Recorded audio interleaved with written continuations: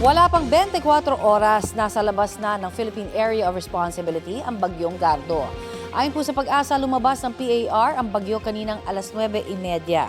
Kahapon ng hapon nang pumasok sa PAR ang nasabing bagyo at kagabi ay lumakas bilang severe tropical storm. Bahagyang nahahatak ng bagyo ang hanging habagat na nagpapaulan po ngayon sa Luzon at Visayas. Asahan ng malalakas na monsoon rain sa Zambales, Bataan at Occidental Mindoro, sabi ng Pag-asa.